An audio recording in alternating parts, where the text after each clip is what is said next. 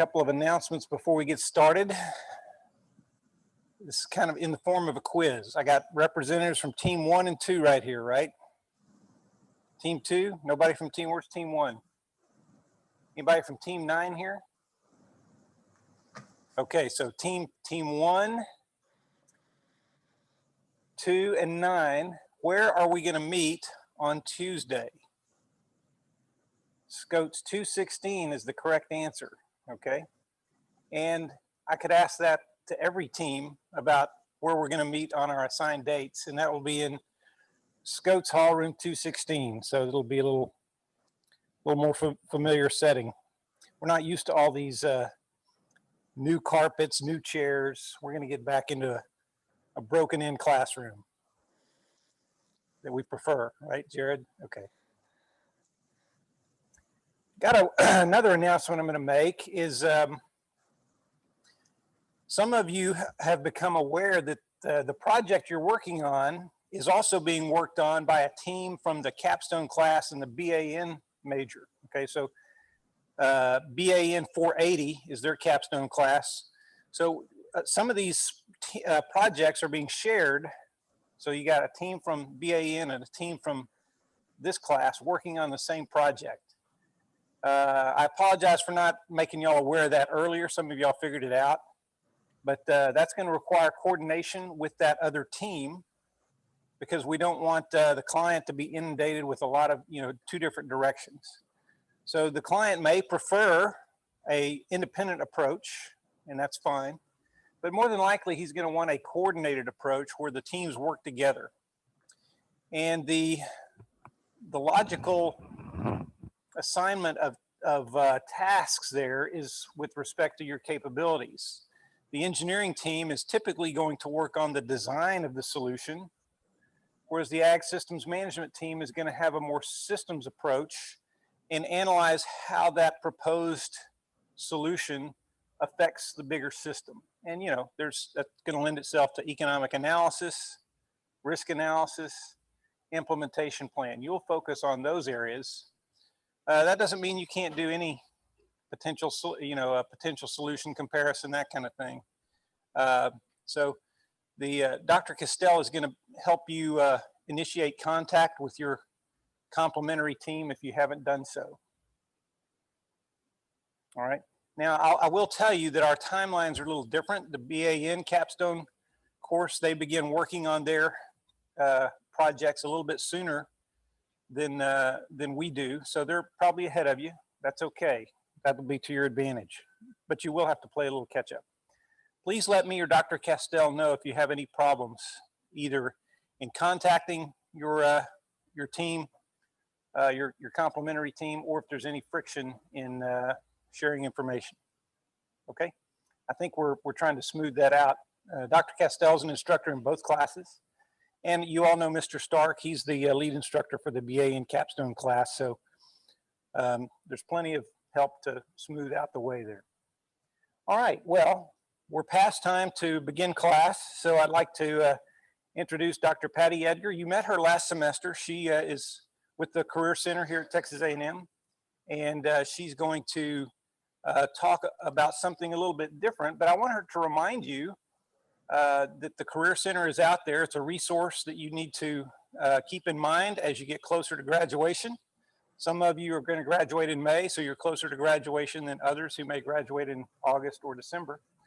But this is a resource that you will use not just here in the next year, but also in future years. There are opportunities if you're 10, 20, 30 years from now, if you're transitioning from one job to another, the Career Center is a resource, and I believe Dr. Edgar has personal experience with that. Maybe she'll relate that to us. Anyway, y'all give her a hand. Welcome Dr. Edgar to our class. Thank you, Patti. Thank you so much. It's great to be back, and I'm happy to get to share with you guys again. Are y'all seeing my screen over there, my first slide? And I'm not seeing you guys. I've got my... Yes, we can. Yes, you can. Okay, super. Thank you. Thank you. All right. So I'm going to remind you of some things that we talked about last time, but I'm also going to focus on some different things this time. One, we've got career fair season upon us for the spring. So I'm going to show you what's going on with a lot of our virtual career fairs. We're going to get a little bit into the nitty gritty of that and how to do those. And then we're going to talk a little bit more about networking tools, which we didn't get into so much last time, and how you can use a lot of these different tools to really start building your professional networks, which leads to connections, which leads to jobs. And we're going to focus in a little bit on LinkedIn, which is a very powerful tool that you all need to be using as you're moving into your job search or you're in it, in the thick of it. And then finally, I want to hear from you guys about what your experiences have been so far with your job search. I know that, you know, some of you have got things lined up. Some of you are still looking. And I'd really like for us to kind of learn from each other's experiences along those lines too. So I'm going to jump right into it. This is a reminder just of all the things that the Career Center does for you. And I've got Whitney Hinsey's picture and contact information up here because she is the career coordinator for your major. So again, I'm just getting to step in again for her because she wasn't available today. So that's great. And I'm happy to do that, but she's your primary contact there. You can see at the top that we help with pretty much everything from beginning to end. And even once you graduate as a former student, our services are still available to you. You can still come back and participate in our career fairs. You can talk to advisors and all of that. As you can see over here under the career advising section, we are doing walk-in advising, tx.ag/cc walk-ins. We do those from 8:30 to 11, 1:30 to 4 for the first part of the semester until things kind of taper off. And then we just go to afternoons from 1:30 to 4. You can come in with a resume, with a cover letter, with a quick question. You'll get 15 or 20 minutes with an advisor to chat about that. We're also scheduling advising appointments. We've got lots of events and workshops going on this spring, so check out our calendar. I'll highlight some of that you might want to look into. And then remember these online resources that we talked about last time, and some of them I'll mention again today, but some I won't.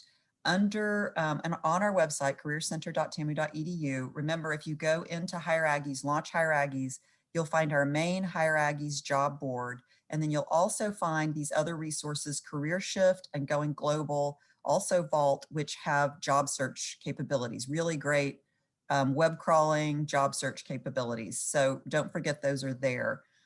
Also remember VMOC over here on the right. VMOC is our virtual resume review tool, and that's available to you as well. And I'm going to talk a little bit more about the Former Students Association of Former Students website for networking today too.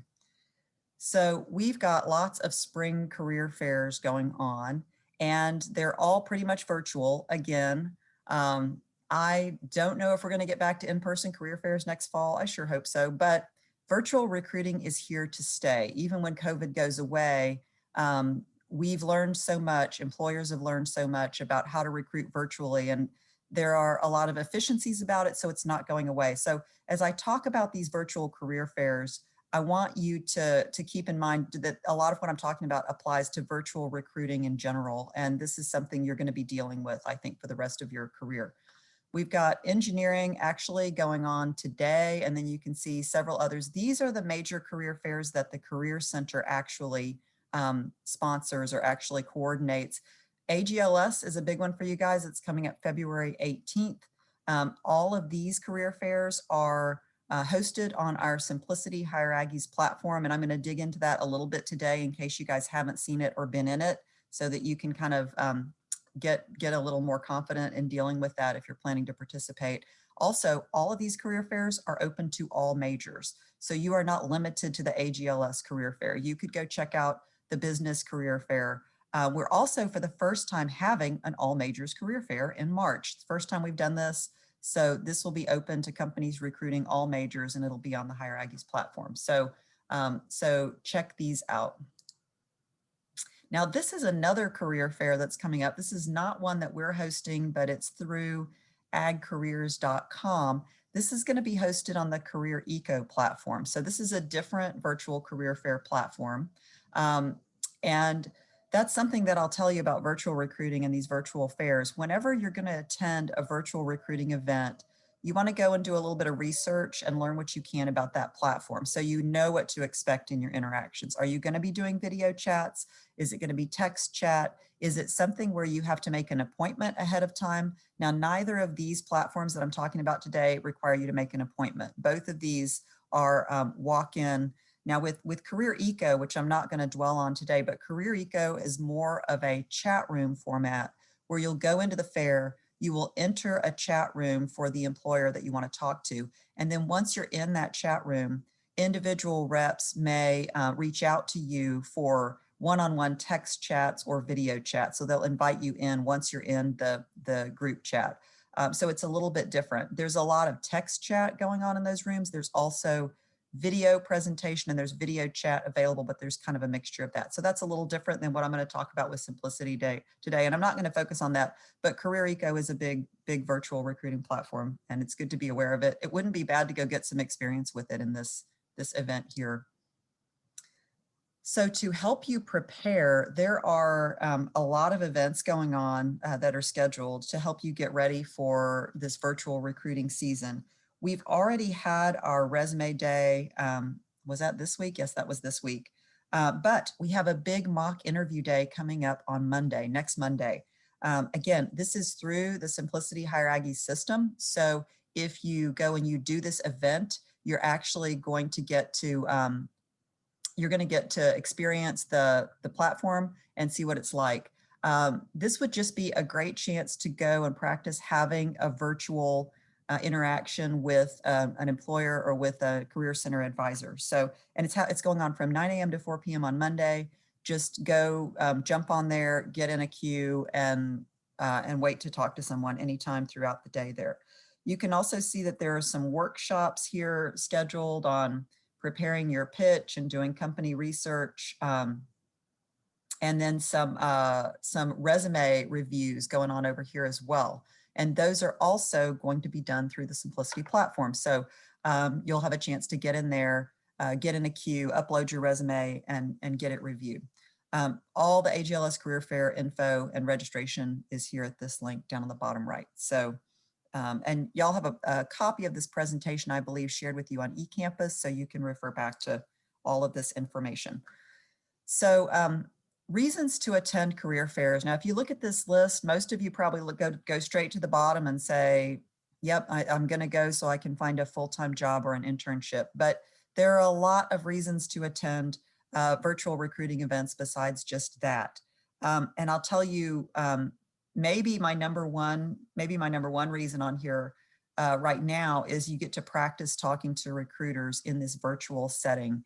And the more that you do that and the more that you practice, the easier it becomes and the more comfortable and confident you get with it. Looking at our career fairs, you'll also find out what companies typically recruit at Texas A&M. We have a lot of companies that are, partner with us and return year after year. You also get to build your professional network. So this is something that I'll really emphasize as you go to these events, whomever you speak with. And one of the advantages of these events is that you are going to have a record of who you spoke with when you left. And you're going to have even an email address, most likely, and you're going to be able to reach out to that person and follow up. But you want to go and build your network from every person you speak with at that career fair, add them to your LinkedIn profile, or reach out to them on LinkedIn. And so it's a great networking tool and networking opportunity also. Now, before you go, making the most of any of these events involves preparation. So you're going to get more out of it if you've put more into it in going and preparing and doing some research. So for any virtual recruiting event, any career fair, first thing you want to do is go to the event page and see who's coming. Generally, there will be a list of employers who are recruiting. Often you'll be able to look at a profile, an employer profile, and you'll often be able to look at any job postings, the positions that they're actually recruiting for. See if you can filter. You can filter on Hire Aggies. You can filter by the majors that they are searching for. There will be company profiles, and you can go on there and mark favorites or express interest in a particular company. And they can see that even before they come to the event. They can go in there and pull all those students who marked them as a favorite or marked interest in them and then they can reach out to you. You also want to do some research just in general on the company. You want to go look at their website, maybe look at Hire Aggies and the whole job board and see if they've got other positions posted in the job board. But you want to go into that interaction knowing something about who they are, what they're looking for, and why you are interested. So look for, look at the company website, look on LinkedIn and find that company's site on LinkedIn, see what news, what are they posting about, what's going on with them, so that when you jump in there and talk to them, you've got something to talk about. And they clearly understand, okay, this person's done their homework, they're interested, they know something about what they want, and they're here to talk to us. You're going to have to prioritize the companies that you want to visit with, because even in a virtual environment, you're going to be in lines. And sometimes these queues can get pretty long depending on how many reps that company has online. So make sure you look ahead and see what hours and days they're going to be available.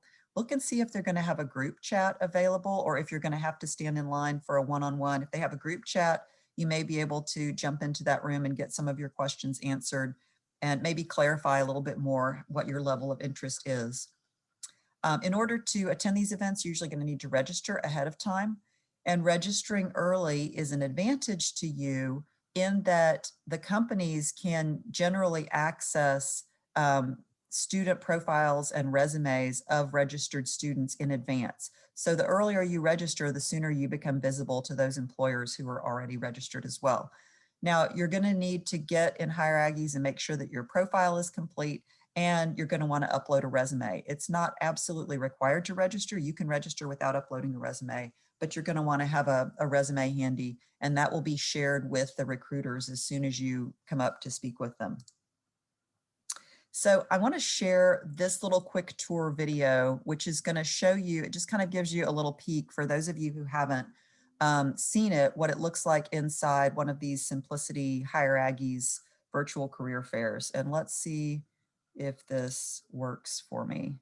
I'm going to go to try this new share.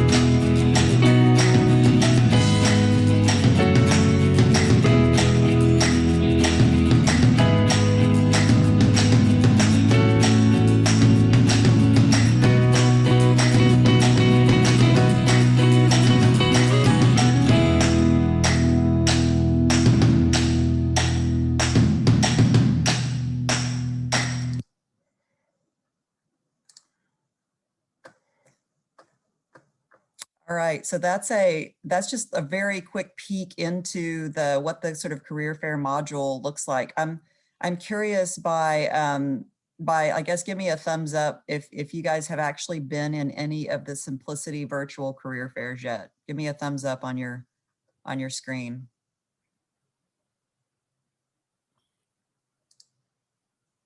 That's under your reactions down at the bottom. Or here in the classroom, just raise your hand if you've done it. Got one, Okay. 2, 3, 4, a few of them. Okay. I'm seeing a few, but I'm not seeing a lot. Okay. All right. That's great. Well, I'm glad I'm sharing this with you then, because I hope this will prompt you to go give it a try. I'm going to share a little bit more here on my slides now, if I can get back to those. Okay. And I'm going to close that. Let's try to get my meeting back up. Okay. Are y'all seeing? Sorry. Yeah, we're seeing the student quick tour video slide. Okay. Okay, great. I've just got too many screens open on here. Okay, so let's talk a little bit more about preparing for this. I think I mentioned this before, and I just want to mention it again to remind you that we have a career closet on campus. I don't know in the spring with COVID how they're functioning or if they're functioning, but it is there so that you can go and you can actually rent a really sharp looking suit, some business duds for $5, basically paying for the dry cleaning on it, to use for any event where you need to look sharp and you don't have clothes that you feel like would work for it. So remember that the career closet is there. And in these virtual interactions, now, you know, you may or may not be wearing dress pants, you know, from the waist down, but you want to dress in a way that's going to make you feel comfortable and confident. And so if being in full business dress makes you feel more confident and professional, then, you know, go ahead and do it. But you really do want to make sure that your appearance comes across as sharp and professional. So again, I think I might have touched on this last time in talking about interviews, but participating in these events really requires some preparation in terms of your technology and your setup and scheduling sort of where you're going to be, how you're going to do this. You want to use a laptop or a desktop computer if at all possible. Doing it on your phone is really not optimal. Also, you're going to want to have multiple screens open. One thing that's misleading about that video that I just showed you, it's my only criticism of it, is that it makes it look like the video chat window just automatically pops up within the career fair module, and it actually doesn't. What happens in the career fair module is that you will receive a little notification that the recruiter is ready to chat. And when you open that window, you will see a link to their Zoom meeting or Teams room or whatever they're using. You're going to have to click on that link and it's going to open Teams or it's going to open Zoom in a separate window. So you're actually going to have at least a couple of different windows open on your computer, one for your video chat and one for the career fair module. And then, you know, you might have your resume open in front of you or whatever as well. You want to make sure that you have good Wi-Fi and a stable internet connection. We do have in the Career Center, we have a number of interview rooms that are all outfitted with computers and cameras and Wi-Fi and all of that. So if you have need, and it's really for if you ever have an interview or an employer interaction and you really need a place to come and have one of these interviews or participate in one of these events, you can check with the Career Center and see if there's actually an interview room available, or, you know, find some place on campus that works for you. You know, let your roommates know what's going on if you're doing this at home, so that you don't have pets, dirty laundry, and chaos going on in the background, and you can really focus on the interaction. Again, another thing that's just so important for these virtual events is that you have to be prepared. You have to be prepared with your pitch. It's not like an in-person career fair where you kind of get to go in and you get to mill around a little bit and kind of listen to the conversations and warm up to sort of the vibe that's there. You know, you might get to go to the company's table and pick up some of their literature and hear some of their conversations with other students and think about what you're going to say. And I think that's just a huge disadvantage in the virtual space, is that when it's your turn to talk, it is lights, camera, action, and go. So you have to really be prepared with what it is that you want to say, because you're going to have a relatively short period of time to say it. So have that pitch ready, you know, lead off with your first and last name, your major and your graduation date, and get right into what is my employment aim? What am I here for? What am I seeking and looking for? What experiences have led me to this point and made me interested in this? And why am I particularly interested in working for your company? Not just any company. I'm not looking for just any old job. I am particularly interested in your company because I've done my research and I know about the exciting new things that you're doing, and I know about how it aligns with my interests. So there is an element here of theater, right? There is an element of presenting yourself right here, you know, from the shoulders up, and showing that, conveying that enthusiasm, conveying that interest that you've done your work, and that you're able to clearly and concisely communicate about yourself. Now, here's just a few screenshots of the career fair interface again, just to review a couple of things. When you go into Hire Aggies, you're going to need if you don't already have an account in there, you should. If you go in there, it's going to, when you sign in with your net ID, it's going to ask you for some basic information. If you don't, you'll want to update your profile information to make sure that your graduation date is correct and all of your other information is correct in there. And then you're going to want to upload your resume when you're ready to do that. You're going to click attend. You're going to go find the career fair event, and you're going to click attend to show that you're attending. And then you'll be able to share whatever resume you choose. If you've uploaded a resume into Hire Aggies and it's in the system, you'll be able to share that resume in the chat profile. So when you go into the career fair here, you can see I'm going to test career fair. It says I'm attending with the green band at the top. There's a little I button here at the top. That's the information button. If you click on that, it'll open a window and it will give you probably a Zoom room or an email address, and that will be Career Center support if you're having any questions or problems during the fair. So you can use that. You'll see here we're looking at the list of employers. A couple of employers here, and over here on the right, we're looking at my chat profile, which has my name and my graduation date, my degree, my work authorization, and I have a resume here that I can share. So this is where I would click share resume if I haven't already.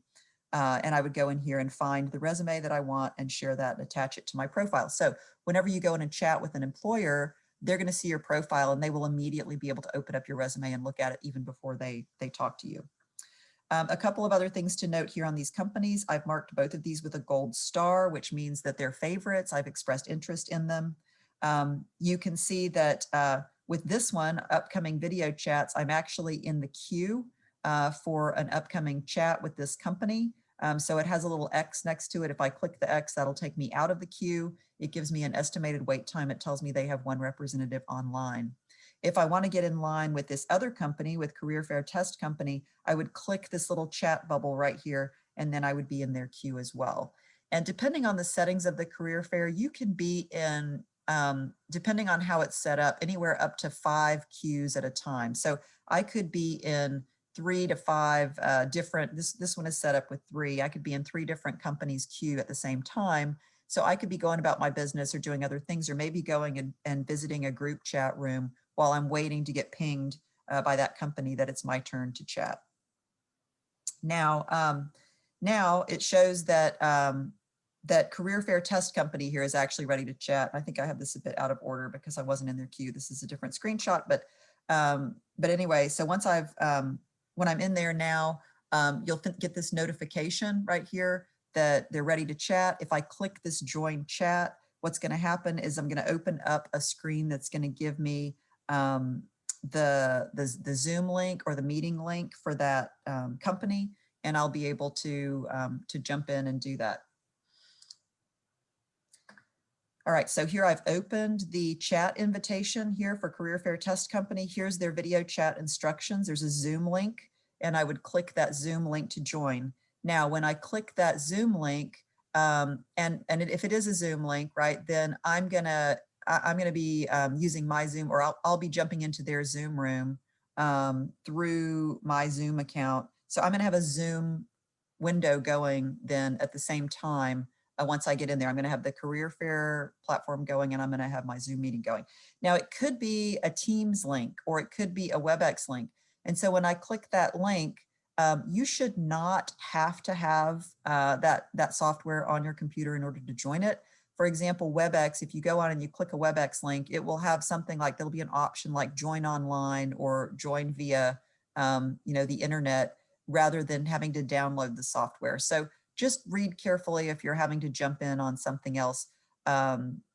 You should all have access to Microsoft Teams as well. But you might want to research that a little bit beforehand, just so that you're not confused. So be camera ready, right? Like I said, lights, camera, action. And then, it's going to be a brief chat. These recruiters can set their chat times, their preferred chat times, from anywhere from 5 to 15 minutes. There is actually a little timer up here that will show you what they've set their chat time for. Don't worry, it's not going to cut you off, and they're not necessarily going to cut you off when that time elapses. It's really just kind of a reminder for the recruiter to sort of keep them on track. They can extend that time as long as they want, and the system will not automatically cut off the chat, but it'll give you an idea of what they're expecting in terms of the length of time that they're kind of allocating to each student. And then, jump right into your elevator pitch if you get the opportunity to start that conversation. Now, the nice thing about these platforms is that once you are done with the chat, so the recruiter says, thanks, that's great, we're done, you are going to exit their Zoom meeting or exit their Teams meeting. You're going to leave that room, and you're going to come back to your Simplicity window that's open, and they will have either ended the chat, or you're going to click end chat in the Simplicity platform. One of you will end it. And when you do that, a chat summary is going to pop up right here. And that chat summary is going to allow you to make some notes. It's going to show you who you spoke to.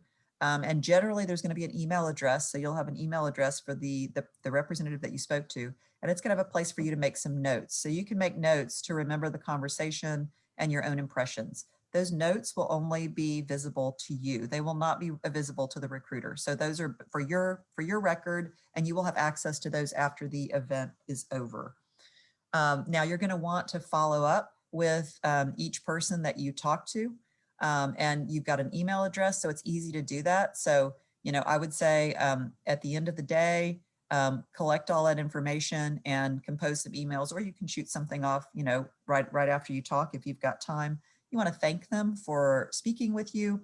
You want to mention specific interests from your conversation, mention things that you discussed in your conversation that were specifically interesting to you, so that they'll remember you and remember what you talked about and sort of trigger, oh yeah, that's the student we talked about, that program or that internship.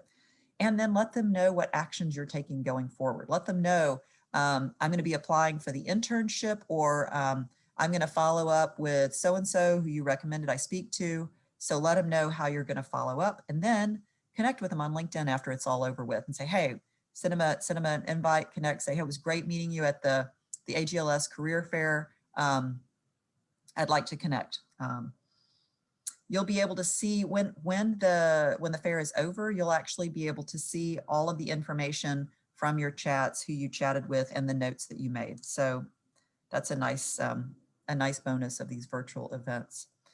I'm not going to talk about resumes today, but I just want to remind you again that we have resume examples and templates on our website, and I highly suggest that you take a look at those if you're reformatting or working on or updating your resume, because you want to keep that resume concise and easy to read. You want it to pack a punch, and you want to do it all in one page. So you want to write powerful bullet points. Take a look at our examples of bullet points, because how you describe an experience is so important. You can make working at McDonald's sound like a highly responsible position if you write the bullet points the right way. So, so take a look at our resources and use that. I also just want to remind you about VMOC. We have VMOC. It's vmoc.com/TAMU. It's our virtual resume review tool. So you can upload up to 10 resumes per year on VMOC. It will evaluate the content of your resume based on these three categories: impact, presentation, and competencies. And what it's going to do is it's going to look for things like the impact of your bullet points. Do they start with a variety of action verbs? Are they quantitative? Do they show accomplishment? The competencies section is going to look for keywords that demonstrate those transferable skills that employers want to see, like teamwork and communication and problem solving. So it's going to look and see, do you have some keywords in there that seem to indicate that you've shown those? And then presentation is going to look at things like formatting and grammar and punctuation, and do you have all of the sections we're expecting to see and whatnot. So again, the score is not that important on VMOC, the numerical score. Please don't get hung up on that. Look at the feedback that it gives you over here on the right, and just go back and fix the things that it points out. If you've overused a word and it shows you, wow, you're using this word all the time, go back and find some synonyms and vary that up. Again, bring your resume then to a walk-in appointment and have a real person look at it after you've run it through VMOC. And then once you've got it all nice and pretty, you're going to upload it to Hire Aggies under the Documents tab so that you can use it in the career fairs. All right, I'm going to shift gears here to talk about networking tools. And then when I get to the end of this, I definitely want, if y'all have questions for me, jot them down. And also just be thinking about, in your own job search experience so far, what, you know, I'd love to hear some of your experiences, good and bad, what's worked, what hasn't worked, any advice you have for your fellow students, and also just any questions that have arisen during that too. So be thinking about that. Now, last time we talked about these job search tools over on the left, and I want to remind you that they're there. The asterisks show tools that are only available to Texas A&M students and former students because they're paid for by the university, and you have to log in with your net ID or with your former student login to access these. So these are things that your student fees pay for, and I want you to make good use of them. LinkedIn, of course, is available to everyone. Now, some of these tools also are very useful as networking tools. And so that's what I want to kind of highlight today. Within Hire Aggies, we have lots of different events and employer information sessions going on all the time. And those are great places to network with potential employers.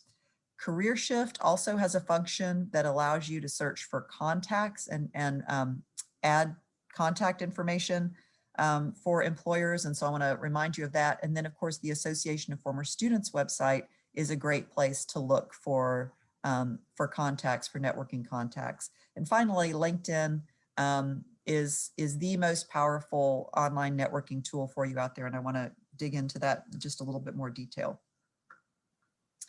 So just starting on Hire Aggies, when you go to our website, careercenter.tamu.edu, and you click Launch Hire Aggies, if you look down here under events, you will find a category called information sessions. And this will show you all of the employer information sessions that we have going on. And these are just a few that were happening over this week. And I guess some of these are this week, some of them already happened. Oracle already happened, and KPMG already happened.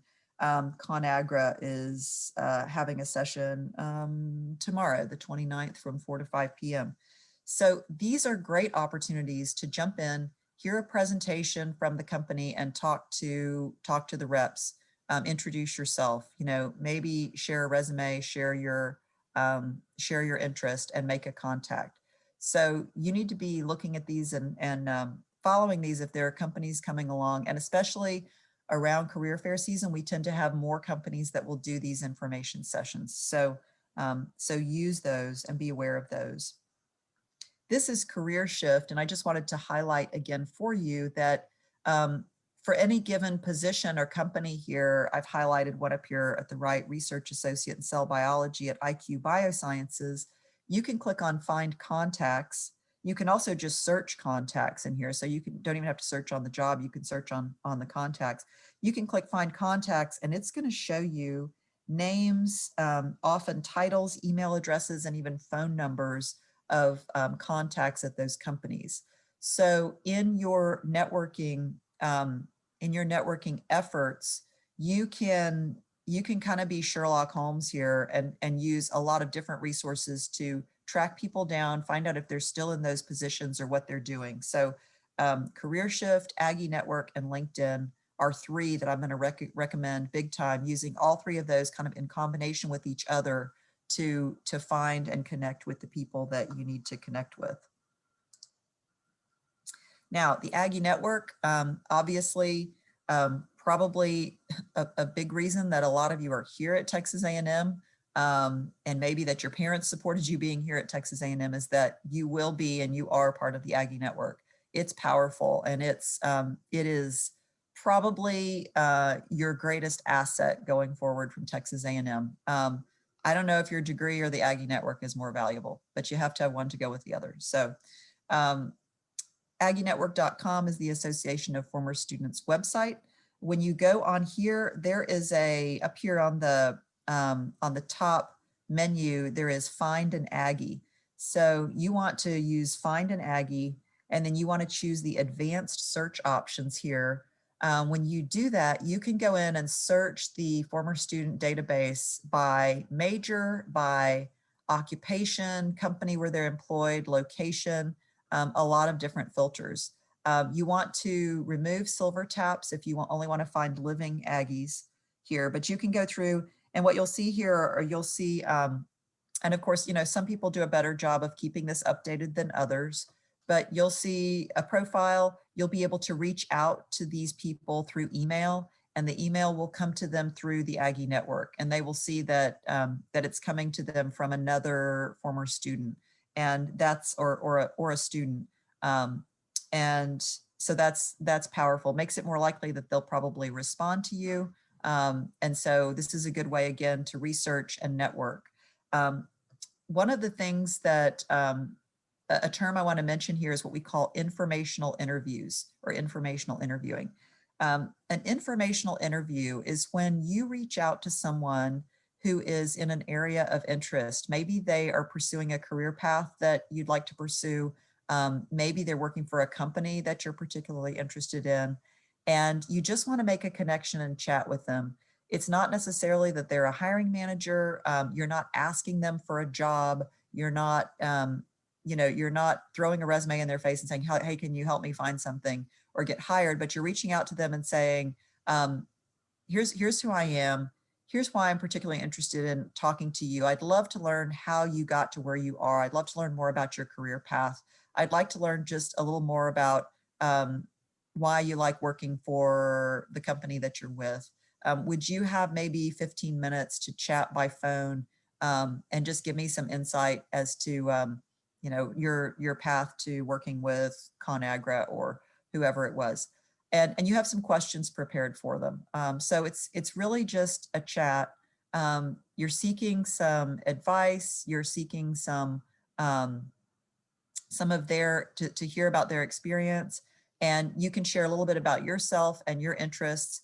And sometimes a 15-minute conversation can be far more valuable than hours of internet research. So, and then you can just kind of see where it goes. So if you're bold enough to do this, it's great, and you never know what you can turn up. And people generally, if they have the time, they generally love talking about what they do and kind of sharing their experience and how they got to where they are. So that's kind of what you're going to do with a lot of this networking information that I'm sharing with you. So finally, let's talk about LinkedIn. And if you don't have a LinkedIn account, please get one. It's not hard to set up a very simple LinkedIn profile. And I did include a handout, which I think has been posted in your eCampus. That's just a simple handout about setting up a basic student LinkedIn profile. Once you have an account on LinkedIn, and it's free, you do not need to pay for a premium membership. You can do everything you need to do without a subscription.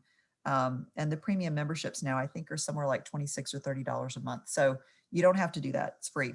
But once you've got your account set up, that's gonna give you access to a lot of research, networking, job search information on LinkedIn. And it's gonna allow you to start building your presence, your professional presence and brand on LinkedIn as well. It is the top social media platform used by recruiters whenever you go and apply for a job. If they're interested in you, probably one of the first things they're going to do is look you up on LinkedIn and see what you've got, see if you're there. It is a huge professional networking site, and it has amazing tools for finding people and connecting with exactly the people that you want to connect with. So I'm going to talk, I'm not going to talk a lot here about creating your profile, but I highly suggest it, because you can get started with the basics. It'll walk you through the basics. But we also have access to a tool called LinkedInlearning.com, and that is a subscription that A&M pays for. If you go on LinkedIn Learning, you will find so many videos about maximizing your use of LinkedIn, setting up your profile, how to use it. Hours and hours. I think you could probably get an advanced degree in LinkedIn. I mean, there's enough material there. And I certainly don't know all of the nuances. But I would encourage you, if you want to take a few minutes, get on LinkedIn Learning and maybe look up some of those, look up a video on just kind of getting set up so you'll kind of understand how it works, and then how you can continually build and improve and supplement your profile. To begin with, some things that I think you're all going to want to do is you're going to want to join some industry groups on LinkedIn and follow them, follow some companies that you're interested in. You can set your privacy settings to let recruiters know that you are searching for jobs, and you can create your headline to make it really clear who you are and what you're looking for. And then of course you can find people and start reaching out to connect with them, as well as using the job search function of LinkedIn also. So here's an example of finding professional networking groups. If you go into the search bar and you type in whatever topic you're interested in, I just put in agricultural here. And then under the filters, you want to make sure that you're searching in groups. What you're going to find is you are going to find a number of professional networks and associations that have a group on LinkedIn. Read through the blurbs and see which ones you're interested in. When you ask to join, there'll generally be a moderator who has to approve your membership. So you'll request to join, they'll approve your membership. Once you are in there, then their posts are going to appear in your feed. So if they're sharing about, if they have guest speakers, if they have job fairs, if they have whatever, you're going to see that in your feed on LinkedIn. And that's going to kind of put you in the stream of information from those professionals. Also, it's going to show up within your interests. So when people look at your profile, they're going to see, oh, he or she is a member of the AgriJobs group, right, which has 92,500 members. So they're gonna, it's gonna give more of a flavor to your profile of your professional interests. So find and join some networking groups on LinkedIn. The other thing you want to do then is follow companies of interest. So if you've got some companies on your radar screen that you'd like to work for, get on there and click follow. That again also will put their posts into your feed. So when they throw out a job opening, you'll see it in your feed. When they have a job fair, or when they have news about something that their company is doing, they're opening a new site, or having a new initiative or product or something, you'll be aware of that. Also, when you go to apply for jobs with that company, they'll actually see that you're following them. And so again, that indicates your interest. Now, this is the alumni portion of LinkedIn that I love to use. When you go to, the way that you get here is you're going to go to the Texas A&M University school LinkedIn page. So in the search bar, you'll put in Texas A&M University and you'll choose school. You'll go to the LinkedIn page, and what you'll see is that there are, gosh, over, I don't know when I pulled this, but on this it shows over 317,000 alumni on LinkedIn who identify as Texas A&M alumni. You can now go and slice and dice these data however you want. You'll see a series of bar graphs, and you can click next here at the top. You can click more at the bottom. And these bar graphs will show you not only where they live and where they work, it'll show you what they do, what they studied, what their skills are, and how you're connected. And you can click on any of these bars, or you can put any search term up here to find people that are what you're looking for. So for example, here I put in the term agriculture systems management, and I have 2,168 folks that came up. I can look over here and I can see where they're working. A lot of them are working at Texas A&M University. There's 11 of them down here who are at USDA, 8 of them at IBM, 2 at Dell. I could click on any of those bars. For example, I could click on the USDA bar and I could see the profiles of those 11 people who somehow have agriculture systems management in their profile, and they're working at USDA, and they are Texas A&M alumni. So once you do this, you can find professionals, find people out there who are interesting. You can click on, but without even connecting, you can click on their profile and you can see what their education and their job history is looked at. What kind of job titles have they held, and how did they get to the place where they are? And that can give you some clues, some ideas of maybe what job titles you should be searching for. And if you find someone that you'd like to have a chat with or connect with, you click connect. You always attach a note to it when you ask to connect, and explain to them who you are and why you're connecting, and build your network. Now, on your own profile, as you start to build it, you can also, as I said, you're going to have other people's posts showing up in your feed. You can actually post and like, comment, and share posts from others in your feed that are related to your professional interests. You don't even have to create original content to get started. You can just see a post from a company that's maybe doing something new, or having a job fair or whatever. You can like it, you can reshare it. And so people see that that's one of your interests, and kind of helps with your branding. All right, so I am going to stop talking here for a moment. And I'd like to know, first of all, if y'all have any questions over what I've talked about. And then I'd kind of like for y'all to share some of your experience. If you've got a job offer, would you share with us how you got it, kind of what your experience was? And if you've got questions for me, of course, I'm happy to answer those.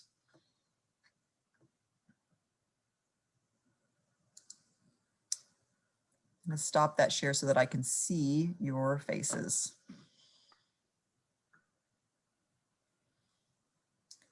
So don't be shy, jump right in. Any question about anything I've talked about here? Here's one, Annalie, let's see if they can hear you on the Zoom. Go ahead and tell us about your experience.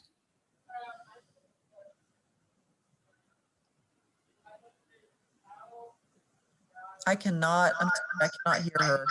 Okay. There you go. Cool. My question is, how would you describe a virtual internship well on a resume, and make it marketable? Thank you. I would describe it the same way I would describe an in-person internship. It's really about what you did. The fact that you're doing it virtually is, obviously you're going to indicate that somewhere on there, that it was done virtually or that it was done remotely. But the tasks that you're doing are still going to be the same. You're still going to be, you're still going to be problem solving. You're still going to be producing a product of some sort. You're going to be, whatever it is, whatever you're creating in that internship, you're still going to be interacting with people. You're going to be working as part of a team, hopefully. So I don't think that there has to be a difference between a real virtual internship and an in-person internship. Now, I guess I should maybe clarify by asking, when you say virtual internship, you're talking about a program that's actually an internship program with a company, but you're just doing it remotely. Is that right?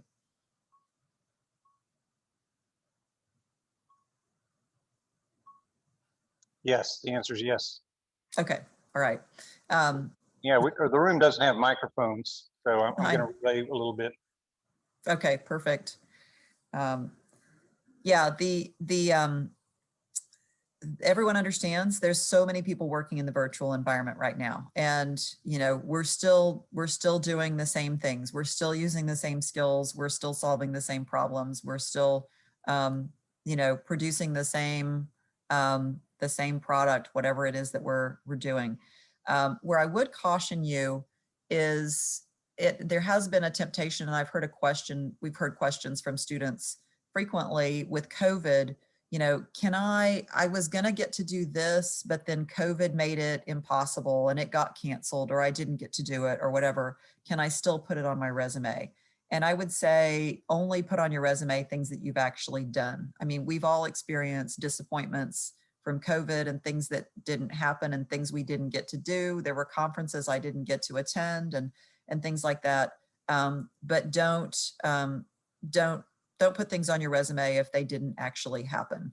You know, you might, if you were, let's say you were selected for a highly competitive internship program and then the program was canceled. You know, you might maybe under honors, awards, recognitions, you might be able to have one line or something that says that you were selected for this highly competitive program, but don't represent it on your resume as if you actually did it, if that makes sense. What else? I know y'all have other questions or experiences. I know some of y'all already have jobs, right? Because I think y'all indicated that last fall. So does anybody have a good story about how they got their job?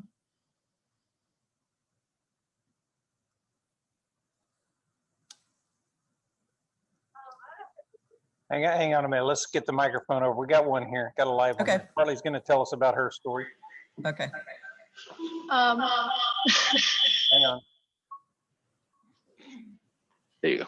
So I was able to participate in the career fair. I guess it would have been the fall of 2019 when it was still in person.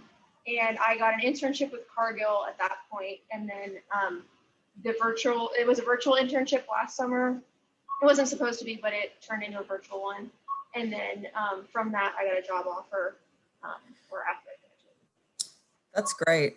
So in your virtual, do you feel like you were still able to connect with people at Cargill and sort of build relationships? How did you do that in your virtual internship that then led you to be able to get a job? Could you repeat the first part of your question? It was yours. Yeah, I know this Zoom thing, it's hard. In your virtual internship, did you feel like you were able to connect with people, and what did you kind of have to do to connect with people, connect with the company and all of that in a way that actually resulted in you getting a full-time offer? Yes, so Cargill was really great about even in the virtual setting, giving us a lot of presentations from people across the company. And at the beginning of the internship, I made a LinkedIn profile actually, and made it a point, like after every presentation, that I was like interested in to connect with those people. So I thought that was pretty useful. Yeah, that's great. That is excellent practice. As you're able to do that, invite people to link in with you right after, and you just keep building that network. So that sounds awesome. Congratulations. Thank you. Anyone else have a good story to share? I have a question, if that's okay. Yeah. So like last year, I didn't get to do an internship. I had probably like 6 or 7 applications out, was kind of going through the interview process, and then everything got shut down. Mm-hmm. And so I was going to do an internship last summer, was kind of my plan. And then I'm going abroad to Belgium this summer. So I don't really have time to do an internship like over this summer. I have like this like little 4-week gap essentially. And I'm just kind of trying to figure out like the best way to go about looking for a job, because I graduate in December. So basically a year from now I need a job. And so I just had I was wondering like what you think the best approach would be to just like try to get an internship after December, or try to get a full-time job like straight out of that, or like how needed is an internship essentially? So it is possible to get a full-time job without having had a formal internship, right? So internships, we talk about them a lot, and they seem to be like this gold standard of here's what you should do. And the good thing about internships is that if it's a good internship and if you do it well and it's a good fit, it does very often result in a full-time job offer, because that's what companies use internships for. They like to use them as an on-ramp for full-time job offers. However, there are many, many students, and I don't know what the number is, but I would say more often than not who get full-time jobs without having the on-ramp of an internship. And honestly, on your resume, when you represent your experience, it doesn't matter whether it was a formal internship program or what it was. You can still represent your experience in a powerful way. So for example, when you go on this study abroad to Belgium, and I presume that your study abroad is ag related in Belgium, is that true? Yes, ma'am. It's courses that deal directly with our major.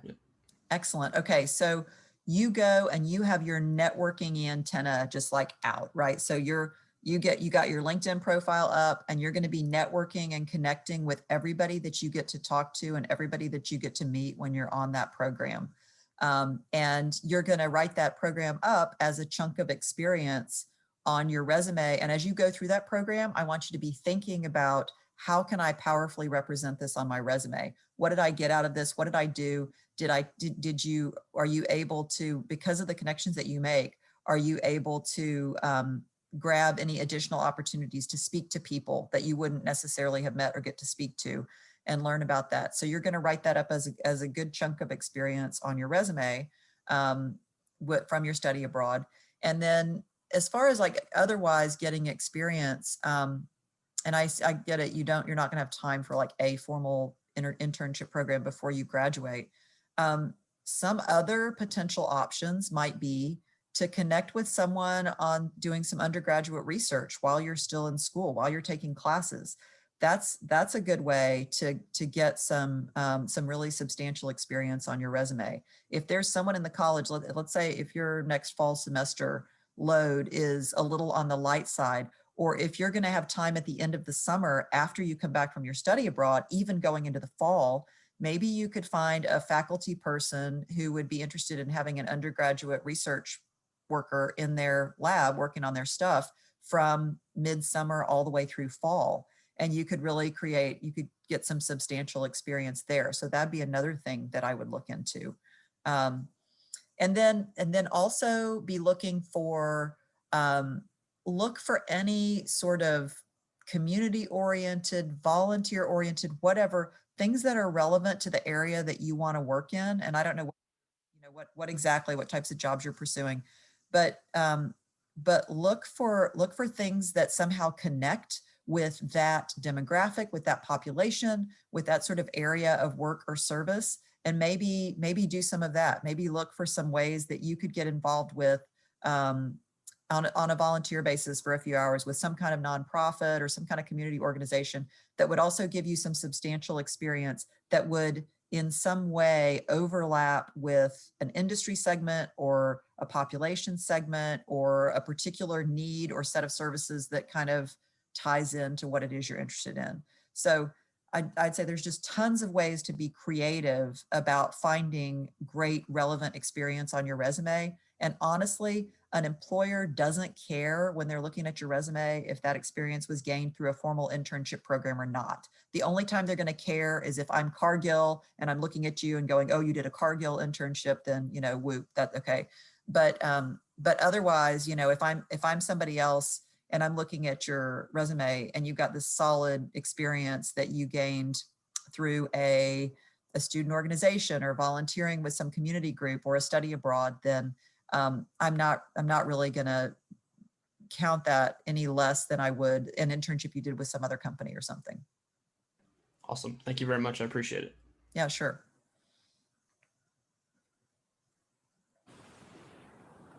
Anybody else? How about interviews? How are y'all doing with the sort of virtual employer interactions and interviews? How's that gone for you? Or Okay, we got one here in the classroom. Marcelo's going to tell us about his interview. okay. There you go. There you go. Okay, so for my personal experience on the virtual computer it was like, you have to do everything. Okay, can you move a microphone closer to your face a little bit? Do you have something? Speak a little louder. Now, okay, now, okay. So a lot of them have like the queues, sometimes queues wouldn't match with the minutes and they would overlap.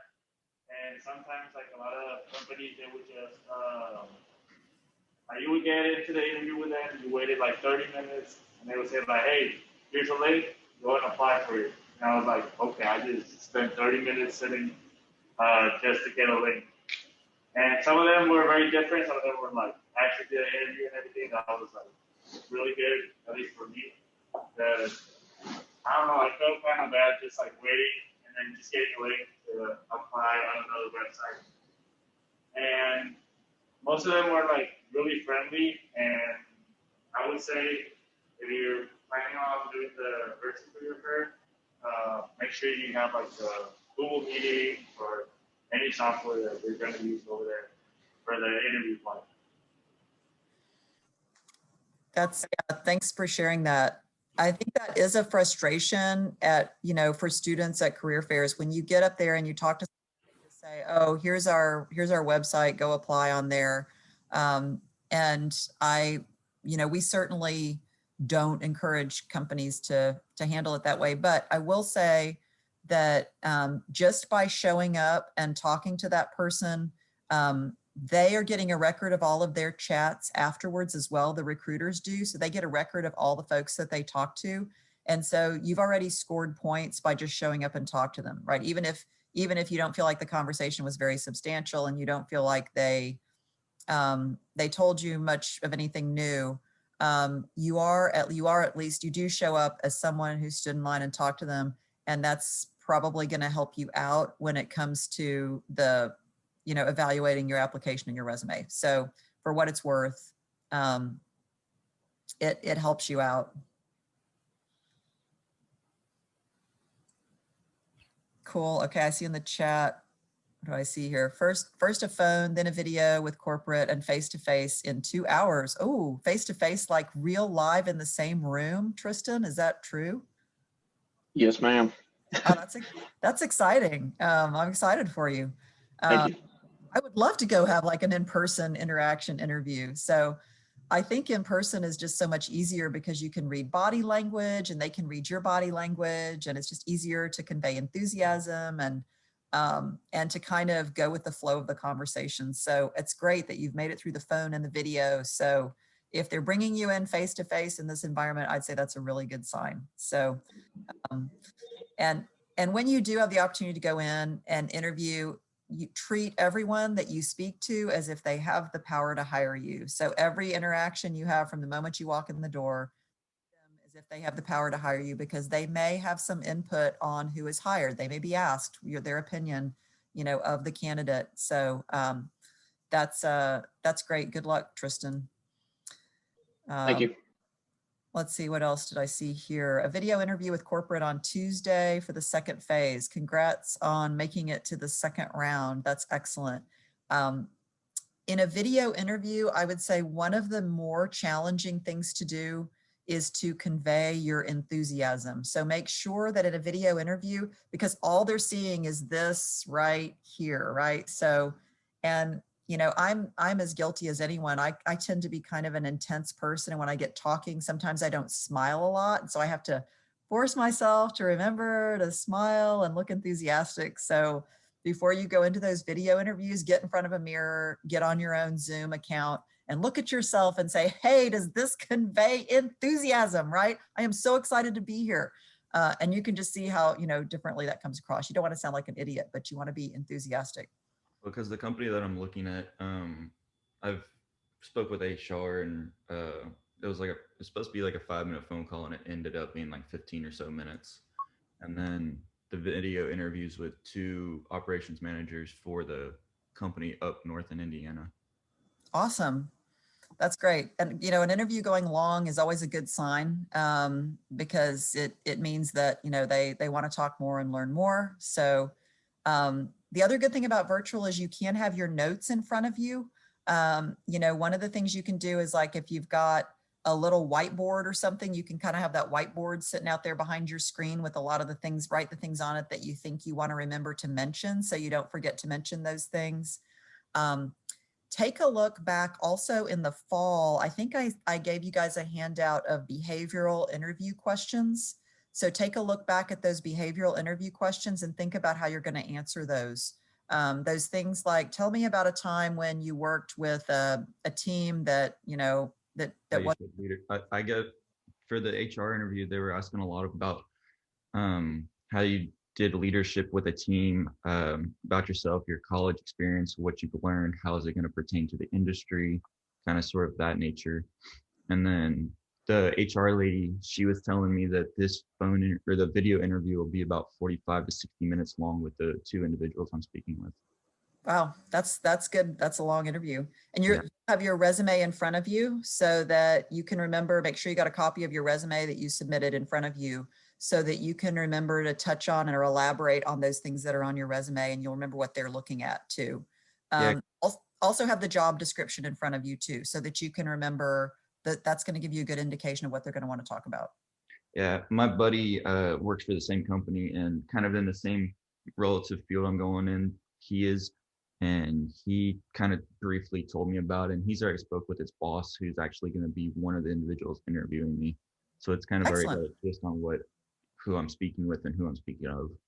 That's great. That's great. Okay. And the other thing I would say too, and I'm talking out of some knowledge of past mistakes too, but don't take it for granted just because someone says, oh, I've already talked to my boss about you, or they already know about you, or they already like you, or whatever. Don't take that as a sign that you can go in and underperform, right? You still want to perform. You still want to give them your best, give them your best show, right? Because that's, you know, sometimes we go into something and we think, oh, I've already got a great connection, or I kind of know how this works, but so give it your best, and I'm sure you will. Good luck. Thank you. That's exciting. Let's see. Oh yeah, someone suggests opening the conversation with something fun, ask them their favorite project they worked on at the company. The conversations are a lot smoother. That is a great point to break the ice and get the conversation flowing.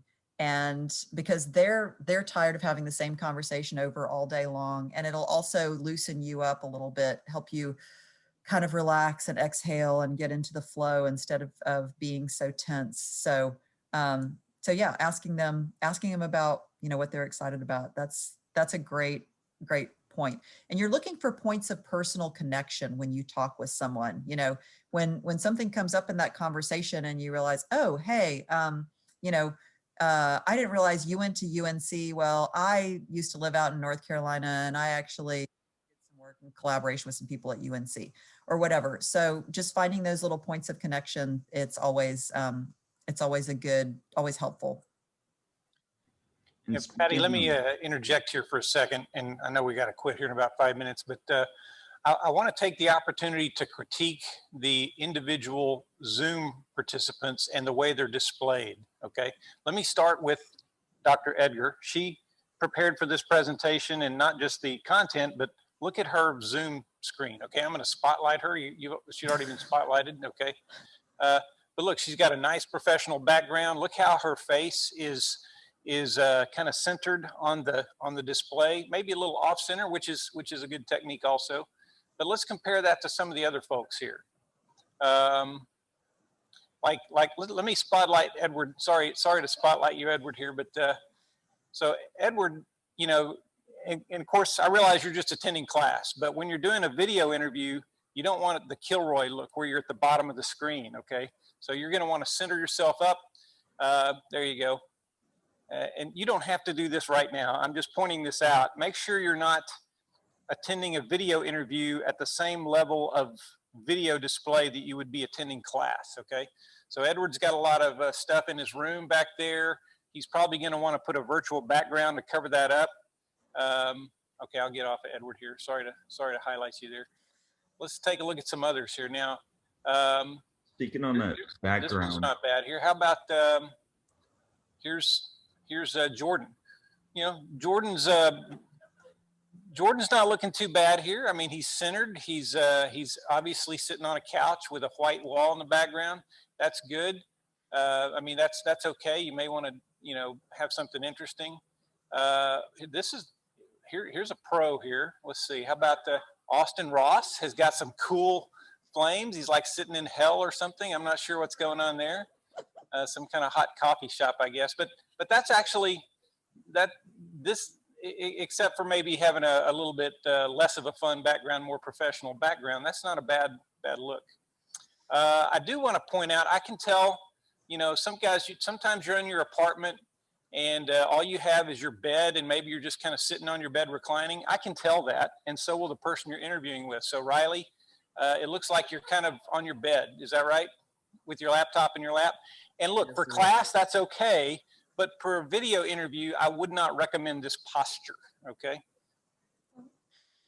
Yeah, it's also going to affect the way that your voice comes across. If you're, you know, if you're kind of slouched and slumping and seated, it's gonna, your voice and your projection and all of that is actually gonna come across a little bit differently too. So, but yeah, wow, this is harsh, guys. You know, he's like just calling you out on what you're doing here in class. They're used to it. They're used to it from me. But true, very true. It's something else to think about when you're interacting with a recruiter.